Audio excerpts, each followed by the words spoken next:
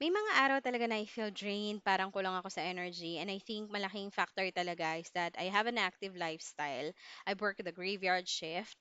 I do quick morning runs. Tapos nagva-vlog pa ako on the side. And then samahan mo pa ng mga mommy duties. Kaya talagang punong-puno ang schedule ko. Dumating sa point na nagpa-lab test ako para malaman kung bakit pakiramdam ko sobrang fatigue ako. And then eventually na-realize ko na kulang din ako sa vitamins. Kaya I decided to try Enervon Z+. Meron na tong vitamin B complex, vitamin C, vitamin E, at zinc to help supplement my daily nutrient intake. After taking it consistently for 2 weeks, napansin ko mas okay na yung energy level ko, mas ganado na akong kumilos, and hindi ko na rin masyadong nararamdaman yung pagod at pagka-drained. Kaya mas na-enjoy ko na rin ang weekends, especially with the family.